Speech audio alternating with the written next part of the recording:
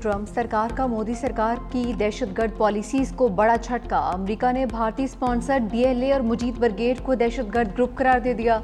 अमेरिकी महकमा खारजा के मुताबिक बीएलए और मुजीब ब्रिगेड को दहशतगर्दों की फहरिस्त में शामिल कर लिया गया। ट्रंप इंतजामिया का दहशतगर्दी की रोकथाम के लिए अज़्म बरकरार रहे। अमेरिकी वज़ीर खारजा मार्को रूबियो ने कहा कि बीएलए ने कराची एयरपोर्ट और गवादर पोर्ट कॉम्प्लेक्स पर हमले की जिम्मेदारी कबूल की थी। बीएलए ने जाफर एक्सप्रेस ट्रेन हमले की जिम्मेदारी भी कबूल की। दहशतगर्दी में 31 अफराद शहीद हुए, 300 अफराद यरगमाल बनाए गए थे।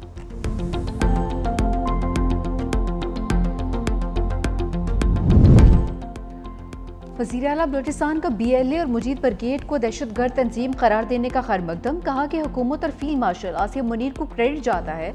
शहरियों के कत्ल का कोई जवाब नहीं कर अदम बीएलए अरसा दराज से मासूम लोगों का खून बहा रही है। दहशतगर्दी के खात्मे के लिए दुनिया को मुत्तहद होना होगा।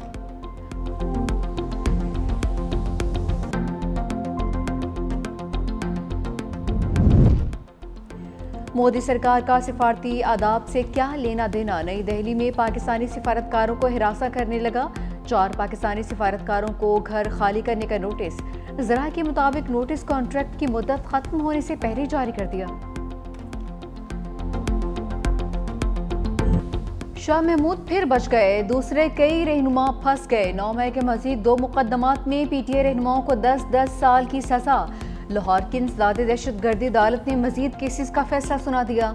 यास्मीन राशिद, उमर चीमा, महमूद रशीद और एजाज चौधरी को 10-10 साल कैद। सनम जावेद और आलिया हमजा को 5-5 साल कैद की सजा।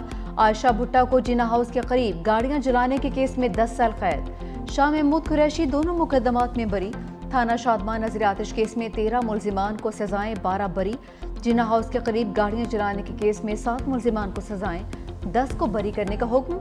अदालत ने कुछ रोज कबल उमर अयूब, शिबली फराह समेत दीगर अफराद को 9 मई के मुकदमात में सजाएं सुनाई थी। शाह महमूद कुरैशी बरी हो गए।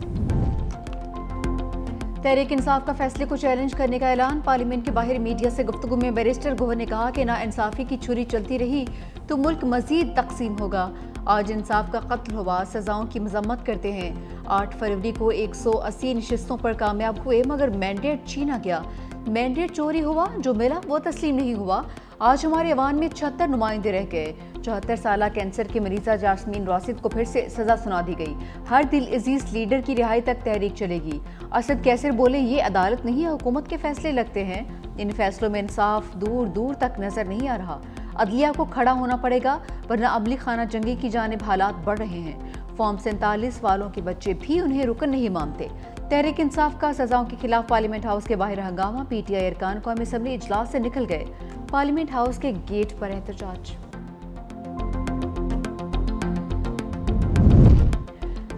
जरताज गुल सजा याफ्ते हैं, पहले सरेंडर करें। Chief justice Lahore high court का हुक्म। 9 मई के 3 मुकदमात में सजाओं के खिलाफ अपीलों पर समाअत। चीफ जस्टिस आलिया नीलम ने रिमार्क से जब तक जरताज गुल सरेंडर नहीं करती अपील नहीं सुनेंगे।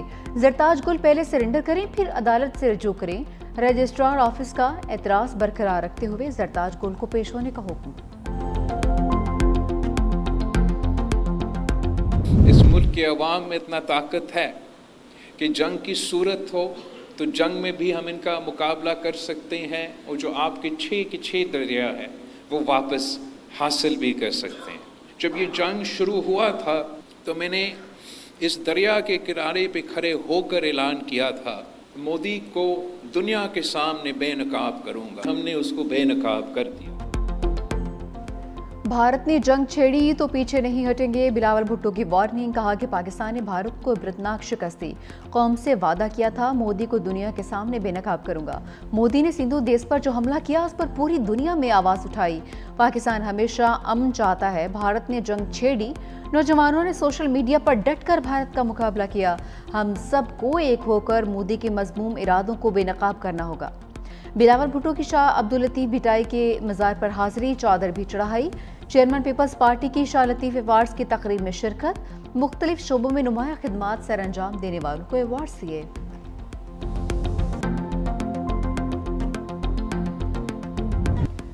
ओपोजिशन के एहतजाज पर Modi in trouble. Opposition leader Rahul Gandhi और बहन प्रियंका गांधी को गिरफ्तार करवा दिया। पुलिस ने एहतजाजी रैली के दौरान हिरासत में लिया। राहुल गांधी और प्रियंका की वोट चोरी के खिलाफ रैली में शिरकत। राहुल गांधी ने कहा कि मोदी सरकार सच की आवाज दबाने की कोशिश कर रही है। मोदी सरकार अपने खिलाफ उठने वाली आवाज को दबाने के लिए ताकत इस्तेमाल कर रही है। ये लड़ाई सियासी नहीं बल्कि जमहूरियत और आइन को बचाने की लड़ाई है। पुलिस ने दोनों को चंद घंटे हिरासत में रखने के बाद रिहा कर दिया।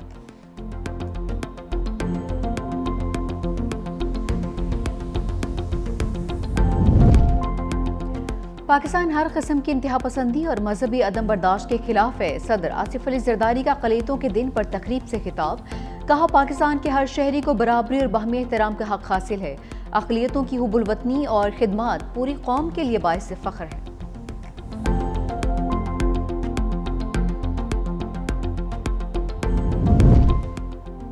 मरी में शरीफ खानदान की अहम बैठक। वज़ीर आज़म शहबाज शरीफ, सदर नून लीग नवाज शरीफ और वज़ीर आला पंजाब मरीम नवाज की शिरकत। मुल्क की सियासी सूरत-ए-हाल, हुकूमती मामलात और पार्टी अमूर पर गुफ्तगू। ज़राए के मुताबिक वज़ीर आज़म ने पार्टी कायद को बिलावल भुट्टो से मुलाकात बारे आगाह किया। नवाज शरीफ के अहम फैसलों में मुख्तलिफ सियासी क़यादत से हुकूमती और सियासी सतह पर राबते बढ़ाने और उन्हें ऑन बोर्ड लेने की हिदायत।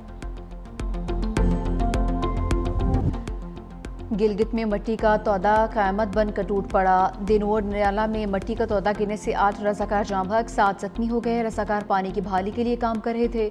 जाँ बहक होने वालों की इज्तिमाई नमाज जनाज़ा अदा। मकामी अफराद का साने के खिलाफ धरना, हुकूमत के खिलाफ नारेबाजी।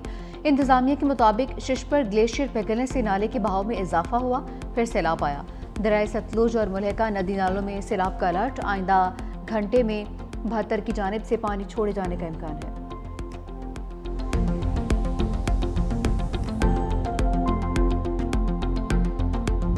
दहशतगर्द सोच के लोग मुख्तलिफ 7 डंपरों को आग लगा देते हैं। हमने उनको डेडलाइन दी कि 25 तारीख के बाद सिर्फ वो डंपर शहर में आएंगे जिसमें ट्रैक्टर्स लगे होंगे, जिनके ड्राइविंग लाइसेंस फुली चेक्ड होंगे। तो गवर्नमेंट का काम है, वो अब काम कर रहे हैं।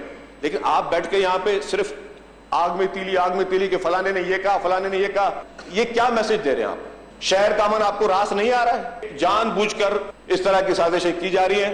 गवर्नमेंट किसी प्रेशर में नहीं आएगी। हुकूमत प्रेशर में आएगी ना बदमाशी करने देंगे। सीनियर वजीर सिंध शर्जील मेमन का 2 टोक ऐलान। कहा कि डंपर्स जलाने वालों के खिलाफ दहशतगर्दी का मुकदमा चलाएंगे। दहशतगर्द जहन, सोच और तरबियत के लोगों ने डंपर्स को आग लगाई। तमाम डंपर्स को कैमरे लगाने का पाबंद किया है। SOPs पर अमल नहीं करेंगे तो डंपर शहर में दाखिल नहीं होंगे। शर्जील मेमन की तकरीर के दौरान अपोजिशन अरकान के हंगामा आराई। शर्जील मेमन ने कहा कि इल्जाम तराशी पर जवाब देना मेरा हक है। हम अपना काम करेंगे, किसी की धमकियों और दबाव में नहीं आएंगे।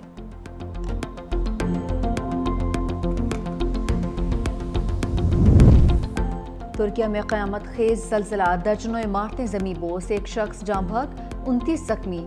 सूबे बलक्सर में ज़लज़ले की शिद्दत 6.1 रिकॉर्ड। मलबे तले दबे बेशतर अफराद को निकाल लिया गया। वज़ीर आज़म शहबाज शरीफ का तुर्किया में ज़लज़ले पर अफसोस का इज़हार। कहा कि सूबे में ज़लज़ले पर दिल रंजीदा है। तमाम तर दुआएं और हमदर्दियां मुतासरीन के साथ हैं।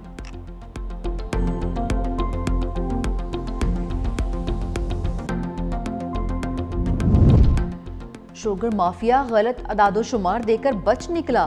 कंपटीशन कमीशन भी बेबस, हुकूमत भी बेबस, अवाम लुटने पर मजबूर। विफाकी वज़ीर ख़जाना मोहम्मद औरंगज़ेब को मुल्क में चीनी के मसाइल पर briefing. Chairman competition commission doctor Kabir Sidhu ने शुगर कार्टेल की वारदात पे नकाब कर दी। कहा, दस्तयाब स्टॉक और प्रोडक्शन के बारे में गलत डेटा फराहम किया गया। फैसला साजी शुगर मिल्स के फराहम करदा डेटा की बुनियाद पर नहीं होनी चाहिए। फैसला साजी के लिए आज़ादाना और शफाफ डेटा हासिल किया जाए। ये सादा सी बात कई साल अवाम के लुटने के बाद फैसला साजों की समझ में आई है। देर आए दुरुस्त आए, लेकिन शफाफ डेटा कितना शफाफ होगा? 2010 का शुगर कार्टेल का फैसला आज तक मंजर आम पर नहीं लाया जा सका। सिंध हाई कोर्ट ने 2021 तक स्टे दिए रखा। अब मामला सुप्रीम कोर्ट में ज़ेर इल्तिवा है। घड़ी जब मैंने खरीदी थी तो उस वक्त उसकी जो मालियत थी, आज वो उसके 3 गुना है, क्योंकि वो मेरी थी 12-13 साल पुरानी घड़ी मेरे हाथ में थी और मैं अपने बच्चों के साथ था, फैमिली के साथ। जो हमारे मेज़बान हैं इनकी भी घड़ी छिनी, मेरी भी छिन गई, लेकिन अल्लाह का शुक्र है जान है तो जहान है। ये चीज़ें तो आने जाने की होती हैं।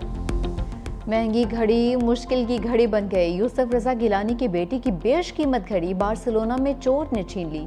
घड़ी की मालियत 56,000 यूरो थी, जो पाकिस्तानी करेंसी में 1 करोड़ 85 लाख रुपए बनते थे।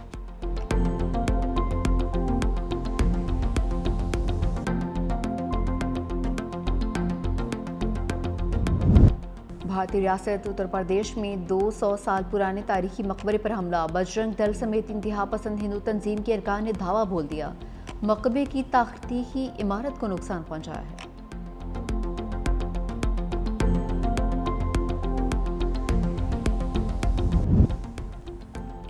ऑस्ट्रेलिया में पाकिस्तानी नयाद सियासतदान बिस्मा आसिफ ने दिल जीत लिए। क्वींसलैंड पार्लियामेंट में पहली तकरीर के दौरान 3 ज़बानें बोली।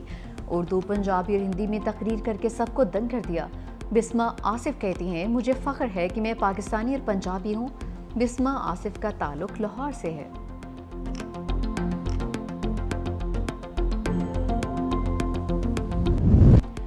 वेस्टइंडीज ने हिसाब बराबर कर दिया। पाकिस्तान को दूसरे वनडे में शिकस्त। बारिश से मुतासरा मैच में कौमी टीम ने पहले खेलते हुए 35 ओवर्स में 7 विकेटों के नुकसान पर सिर्फ 171 रन बनाए।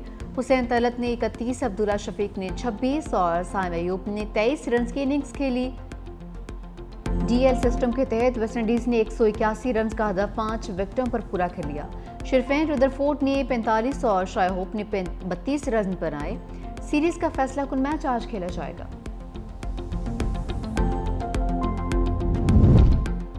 मैनचेस्टर केस में अहम पेशरफ्त। क्रिकेटर हैदर अली और खातून के दरमियान सेटलमेंट का इम्कान है। पाकिस्तानी नयाद खातून से जल्द मामला तय होने के बाद क्रिकेटर की वतन वापसी की राह हमवार हो जाएगी।